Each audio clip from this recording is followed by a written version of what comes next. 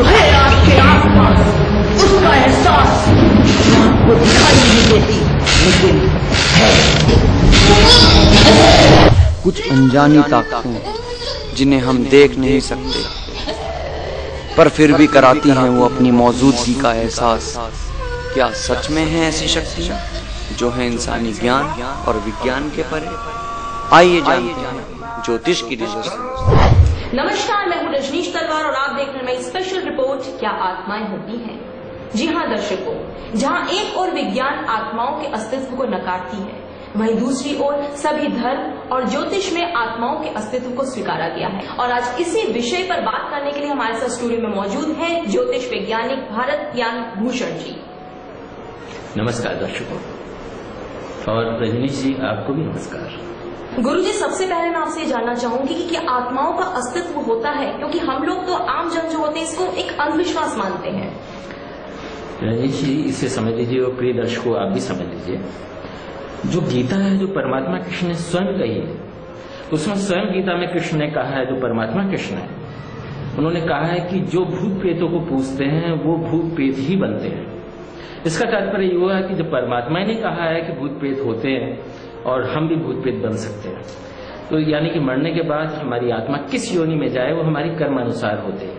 इसका मतलब ये है कि ये तो स्वयं सिद्ध हो जाता है जो परमात्मा का वाक्य। बाकी सारे ग्रंथ जो भी लिखे गए मनुष्यों और ऋषियों द्वारा लिखे गए, लेकिन जो गीता है वो परमात्मा का स्वयं का उपदेश है, जब उसमें ही सिद्ध है कि भूत प्रेतों का अस्तित्व है।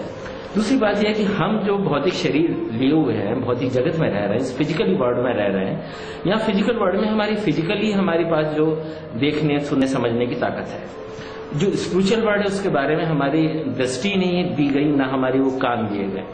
हमारे कान भी एक सीमित अवस्था में होते हैं, इतने डेसिबल का हम सुन सकते हैं, इतने डेसिबल के बाद नहीं सुन सकते। हमारा विजन भी कि इतनी पास का देख सकते हैं, इतनी दूर का नहीं देख सकते।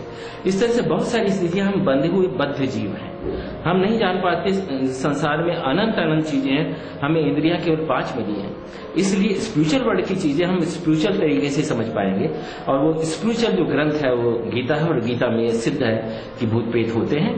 लेकिन हाँ, इसके आधार पर जो समाज में पाखंड होता है, उसके आधार पर जो विसंगतियां पैदा होती हैं, वो गलत है।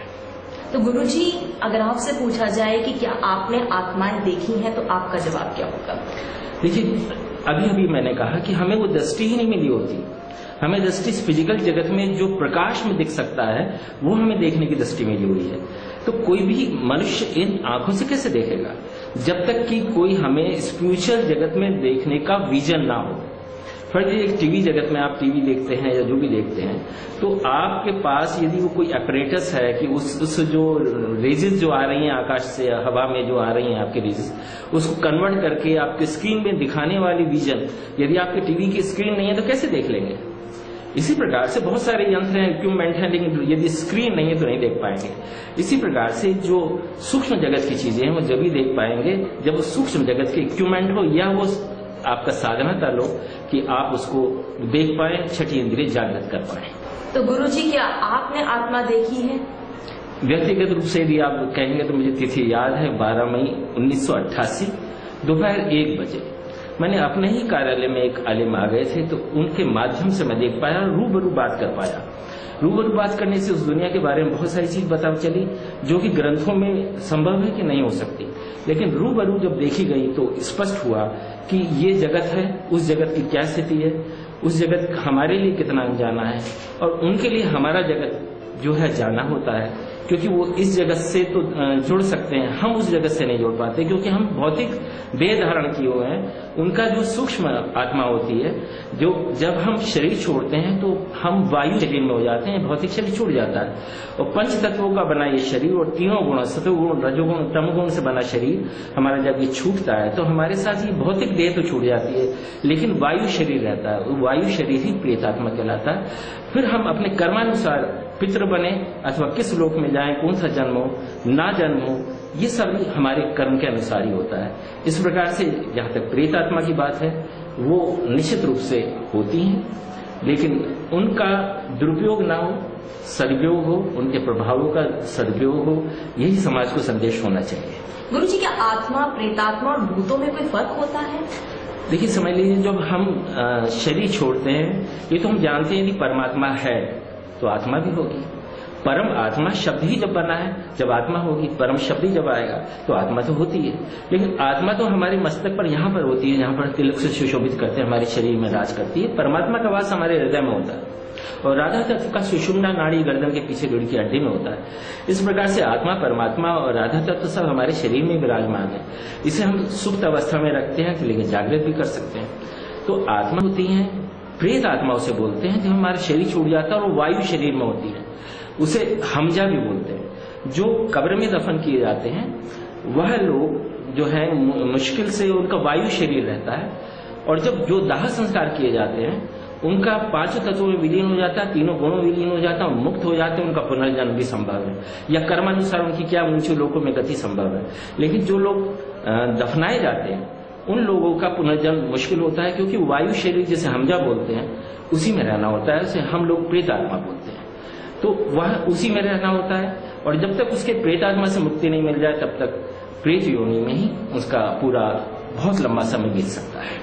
गुरुजी, आत्मा या प्रेतात्मा कुछ भी कहे, इनसे हम लोग डरते हैं या ये हमें डराती हैं? देखिए, जिस तरह से मनुष्यों में प्रकृति अलग अलग होती है, कुछ दबंग होते हैं, कुछ खूंखार होते हैं, कुछ बड़े दयालु होते हैं, इसी तरह से उस जगत में भी जो सूक्ष्म जगत है उसमें 4000 तरह की योनियां हैं, जैसे भूत, प्रेत, बेताल, ब्रह्म, राक्षस, अनेक प्रकार की योनियां हैं। कुछ योनियां तो अग्नि से प्रकट होती हैं, अग्नि से प्रकट होने वाली जिन कहलाती हैं, और जो 17.5 फीट के होते हैं और जो 300 किलोमीटर ऊपर जिनका लोक है, देवलोक, वहां पे देव भी हैं और जिन्नात भी हैं। पृथ्वी के नीचे जिन रहते हैं। इसी प्रकार अलग अलग स्थिति में, कोई अंधकार में रहता है, कोई गंदगी में रहता है, कोई शुद्ध जगह रहता है, सबकी अपनी अपनी है। देवताओं की सबसे नीची योनि यक्ष कहलाती है और भूत प्रेतों में सबसे ऊंची योनि ब्रह्म राक्षस कहलाती है। गुरुजी, क्या हमारे आसपास भी इस पर कुछ आत्माएं, प्रेतात्माएं मौजूद होंगी यहाँ स्टूडियो में? देखिए, इस तरह से जैसे आपने प्लास्टिक में देखा होगा, जरा सा चित्र घुमाया तो दूसरा चित्र बन जाता है, और जरा सा घुमाया तो दूसरा चित्र आ जाता है। तो वह सूक्ष्म जगत यही है, बस थोड़ी सी दृष्टि से ही बदल के जहां हमें दिव्य दृष्टि प्राप्त हुई, या तो वो दिखाना चाहते हैं तब हमें दिव्य दृष्टि दे देते हैं तो वो हमें दिख जाते हैं। यदि हम वो दिखाना नहीं चाहते और हम देखना चाहते तो नहीं देख सकते। लेकिन हाँ, जो साधक तल पे, जिनका साधना तल है, जिनका आत्मबल बहुत ऊंचा है, उन आत्मा को भी देख सकते हैं। जिसको आत्म साक्षात्कार हो गया हो, वो जगत की अन्य आत्मा को भी देख सकते हैं। लेकिन जो स्वयं का ही आत्मज्ञान ना हुआ हो, जो आत्म साक्षात्कार न प्राप्त कर पाए, उन्हें तो कुछ भी नहीं दिखता। गुरुजी, ये भी कहा गया कि कुछ आत्माएं ऐसी होती है जो हमारा मार्गदर्शन भी करती हैं, ऐसा भी है क्या कुछ? यदि हम कोई कार्य करते रहे अपने शरीर रहते हुए तो वह हमें आदत पड़ जाती है। यदि कोई वैज्ञानिक है और वो यदि आत्मा में है, उसका पुनर्जन्म नहीं हो पाया, तो प्रेत आत्मा में है, तो वो हमें मदद कर सकता है। यदि कोई दुष्ट है तो हमें तंग कर सकता है। तो ऐसी स्थिति में जो, लेकिन फिर भी बंधन होता है प्रकृति के द्वारा कि वो हमारे जीवन में एकदम कोई व्यवधान न डाल सके। इस तरह से बहुत सारी व्यवस्था प्रकृति ने दी हुई है, क्योंकि दूसरा सूक्ष्म जगत हम पर व्यवधान न डाल सके। आप ये देखिए, हमारा शरीर भी है, हमारी आत्मा भी है, हमारा मन भी है, हमारे बहुत सारी इंद्रियां हैं। जो सूक्ष्म जगत की हैं उनके पास तो शरीर भी नहीं है, उनके पास कम इंद्रियां हैं। इस तरह से हम ज्यादा पावरफुल हैं उस जगत के माध्यम से। इसलिए उस जगत से कोई भयभीत होने की जरूरत नहीं है, क्योंकि हम ज्यादा पावरफुल हैं, ज्यादा हमारे पास इंद्रियां हैं और ज्यादा हमारे पास ज्ञान है, और हम कर्म योनि में हैं। मनुष्य कर्म योनि में कर्म के प्रभाव से अपने को बहुत प्रभावित कर सकता है, अपने को बलवान बना सकता है, इंटरनल एनर्जी को मजबूत कर सकता है। इसलिए दूसरे जगत से कोई भयभीत होने की आवश्यकता नहीं। हाँ, जब आपकी इंटरनल एनर्जी मजबूत होगी और कर्म के प्रभाव से आप अपने को और बेहतर कर पाएंगे, तो निश्चित रूप से वह जो सूक्ष्म जगत है वो भी हमारी मदद करेगा। गुरुजी, आपने बताया कि हमारे पास ज्यादा इंद्रियां होती हैं, हम लोग ज्यादा बलवान होते हैं उन आत्माओं से, लेकिन ऐसा क्यों होता है? आपसे सुना जाता है कि आत्माएं हम पर प्रभावी हो जाती हैं, हम अपने काबू में कर लेते हैं। फिर ऐसा कैसे हो जाता है कि हम भूत प्रेत उतरवाने जाते हैं, आत्माएं हम अपने वश में कैसे कर लेती हैं? देखिए, हम शरीर में आत्मा हमारी अपनी है, जो आत्मा हम खुद है और ये हमारा शरीर है। जब हमारा कहीं भी इंटरनल एनर्जी डिसबैलेंस होके, अनट्यून्ड होके, प्रॉपर प्लेसमेंट में एनर्जी नहीं होती तो हम कमजोर हो जाते हैं। ऐसे में बाहरी एनर्जी हम पर हावी हो सकती है। इस प्रकार से जब ग्रहों के शुभ प्रभाव से हम अपने कर्म जाने कि वो हमारे निर्धारित कर्म क्या है, उसके बल से हम वो निषेध कर्म ना करें जो हमारे लिए मना है, तो इस तरह से हमारी इंटरनल एनर्जी मजबूत होती रहती है और कोई बाहरी शक्ति हमारी ट्यून्ड होने पर कोई हावी नहीं हो सकती। हम वो बाहरी एनर्जी जब भी हम पर हावी हो सकती है जब हम अनट्यून्ड हो और हमारी जो एनर्जी है वो प्रॉपर प्लेसमेंट ना लिए हुए हो, तो ऐसे में ही कर सकती है। इसलिए हर एक को अपनी प्रॉपर एनर्जी को एक तरह से एनर्जिक करना है और बाहरी कोई भी कुप्रभाव से बचना है। और बचने का तरीका यही है कि हम अपने को मजबूत करें, अंदर से भी और बाहर से भी। गुरुजी, मान लीजिए जैसे कि मैं कहीं जा रही हूँ रात में या हमारे दर्शक कहीं जा रहे हैं, अचानक से कोई आत्मा, कोई प्रेतात्मा हमें दिखाई पड़ जाए, तो हमें एकदम से क्या करना चाहिए उस वक्त? देखिए, इंटरनल एनर्जी यदि मजबूत रहेगी तो वो आपको डराने के लिए कभी दिखाई नहीं दे सकती। तो मैथ्रिसी प्राणायाम भी हमें बहुत इंटरनल एनर्जी देता है और ज्योतिषीय जो हमारे कर्म होते हैं, जो कार्मिक एस्ट्रोलॉजी के अंतर्गत, वो ही हमें बहुत बढ़िया एनर्जी देते हैं। जहां तक हम जा रहे हैं बाहर से दिखाई देती है, ऐसा दिखती नहीं है कभी भी, क्योंकि हमारे पास वो इंद्रिय ही नहीं है। कुछ लोग कहते हैं कि हमें जिन दिखाई पड़ा। अक्सर सुना जाता है कि सुनसान क्षेत्रों में जा रहे हैं, खेत वगैरह से रात को जिन दिखाई पड़ते हैं, आत्माएं दिखाई पड़ती है। तो क्या वास्तव में दिखाई पड़ता है या कुछ भ्रम होता है लोगों को? ज्यादातर तो वहम ही होता है, क्योंकि हम जब भयभीत होते हैं तो हम एक वातावरण पैदा कर लेते हैं इसी तरह की बाहरी सूक्ष्म आत्माओं का। तो भय हमारा वो वातावरण पैदा कर देता है, फिर हमें दिखाई देना शुरू हो जाता है। तो असली हमारे अंदर का ही इमेजिनेशन होता है जो हमें दिखता है, क्योंकि अक्सर वो जगत में हमें दिख ही नहीं सकता ये माना जाए। जैसे मैंने बताया ना, स्क्रीन नहीं होगा टीवी पर तो आप नहीं देख सकते, बाकी सारी इक्विपमेंट कुछ भी नहीं दिखाई देगा, कुछ भी आपको यकीन कैसे आएगा कि वो चीज है या नहीं। तो इस तरह से हमारे पास वो एनर्जी नहीं होती, ना हमारी वो इंद्रियां होती, ना वो आंखें होती कि हमें दिख सके। इस तरह से वो सूक्ष्म जगत बिल्कुल अलग है, वो एक ही बार में हो, यदि वो दिखेगा तो ये जगत नहीं दिखेगा। तो ऐसी स्थिति में कभी कभी ये होता है कि वो दिख भी सकते हैं, लेकिन अधिकतर हमारा भय और वहम हमारी एक इमेजन पैदा कर देता है और इस तरह से हमें वो दिखते हैं, लेकिन ज्यादातर संभवतः वो नहीं दिख पाते। तो गुरुजी, जैसे हमारे देश में बहुत सारे स्थान हैं, बहुत सारे मंदिर हैं जहाँ लोग भूत झड़वाने के लिए जाते हैं, तो ये बात तो फिर बिल्कुल गलत है कि लोगों में भूत आ जाते हैं? देखिए, ऐसा नहीं कह सकते कि गलत है, क्योंकि यदि हमारी इंटरनल एनर्जी कमजोर है, अनट्यून्ड है, तो एक दूसरी जो दुरात्मा शक्ति है जो शरीर के लिए तड़प रही है, जब हम शरीर छोड़ते हैं हमें शरीर की आदत रहती है, पानी पीने की, खाना खाने की, कपड़े पहनने की, ये सब हमें आदत पड़ी रहती है। जब हम शरीर छोड़ते हैं तो वो आदत हमारी बनी रहती है। इस तरह से हमें शरीर चाहिए होता है कुछ भोगने के लिए, तो हम शरीर ढूंढते हैं कि कौन सा एनर्जी कमजोर वाला है। जैसे एक शिकारी है, पूरे झुंड में वो देख लेता है कौन सा कमजोर शिकार है मेरा, उसी पे हमला करता है। तो हमारी जब इंटरनल एनर्जी वाली होती है तब वो उस पर हमला कर सकते हैं। इसलिए एनर्जी आप होइए तो कोई दूसरी हावी शक्ति हो ही नहीं सकती। हाँ, यदि शक्ति हावी हो रही है तो निश्चित रूप से हम इंटरनल एनर्जी मजबूत कर लेंगे, तो झाड़ फूक की भी जरूरत नहीं पड़ेगी। झाड़ फूक की जब भी जरूरत पड़ती है जब हम अंदर से कमजोर होते हैं और नहीं संभव हो पाता। गुरुजी, अगर मान लीजिए हमारे दर्शकों का या मेरा किसी भूत के साथ, किसी आत्मा के साथ कभी साक्षात्कार हो जाए, तो क्या मैं आपके पास, हमारे दर्शक मदद के लिए आ सकते हैं? नहीं, मेरे पास आने की जरूरत ही नहीं है। आप पहले ही, इससे पहले कि कोई भी नकारात्मक प्रभाव आपके जीवन में आए, चाहे वो ग्रह संबंधी नकारात्मक प्रभाव हो, चाहे दूसरी एनर्जी से संबंधित हो या कोई समस्या हो, उसका समाधान पहले ही कर लेना चाहिए। डॉक्टर कहता है हार्ट अटैक करके क्यों आते हो, हार्ट को डैमेज करके क्यों आते हो, पहले ही आ जाइए। इस प्रकार से पहले ही आप एनर्जी को मजबूत कर लेते हैं, किसी की तरह की समस्या आ ही नहीं सकती। भूत प्रेत की समस्या तो अलग जगत की है, कोई भी जिंदगी की समस्या नहीं आ सकती। समस्या विहीन जीने का हमें अधिकार है, बस हम अज्ञानता में और ना जानकारी में हम कष्ट झेलते हैं। गुरुजी, क्या ऐसा भी हमने देखा है अक्सर कि हमारे देश में, अगर मेरठ की बात करूं तो बहुत सारी प्लेसेस हैं जिनको हॉन्टेड प्लेस कहा जाता है, कि भूतों ने वहां डेरा डाल रखा है, प्रेत आत्माओं ने वहां डेरा डाल रखा है। शाम होते ही वहां पे बिल्कुल सुनसान हो जाता है एरिया, लोग आने जाने से डरते हैं। कुछ अभी हमने वीडियो के माध्यम से भी एक ऐसी जगह दिखाई थी। तो क्या वास्तव में ऐसा होता है कि ये भी एक भ्रम ही है?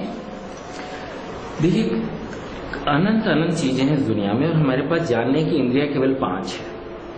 तो इसलिए ये तो कहा ही नहीं जा सकता, ये नहीं हो सकता, क्योंकि हम सीमित इंद्रियों वाले हैं और इसलिए हमारा प्रभाव भी सीमित जानकारी का है।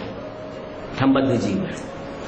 लेकिन जहां पर ये अक्सर ऐसी घटनाएं होती रही हैं और ये लोगों के अनेकों के अनुभव होते रहे, तो ये मानना चाहिए कि वास्तव में कुछ ना कुछ वहां पर नेगेटिव एनर्जी का अपना कार्य क्षेत्र है, तो उसे डिस्टर्ब ना करा जाए या फिर उसका इलाज किया जाए। तो इस तरह से खाली ये वहम है ऐसे नहीं मानना चाहिए, लेकिन उसको हम ठीक से जानकारी लें कि वहम है या सचमुच है। क्योंकि जब इतने सारे अनुभव हो जाते हैं तो क्यों रिस्क लिया जाए।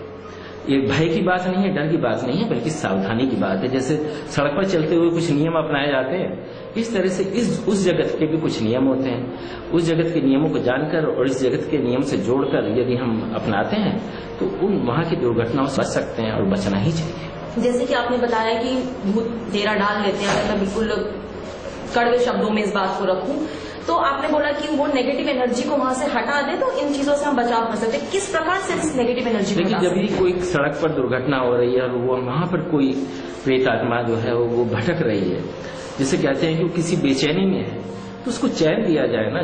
जो लोग जानकार हैं, इस चीज के आलिम लोग हैं, वो उसको चैन देगा तो वो भी ठीक रहेंगे, हम भी ठीक रहेंगे। जब भी कोई एनर्जी, बैड एनर्जी बनती है, वो जब भी बनती है जब उसके साथ कुछ बुरा हो रहा होता है। अच्छी एनर्जी तो हमेशा उसके साथ अच्छा हो रहा होता है, एनर्जी रहती है।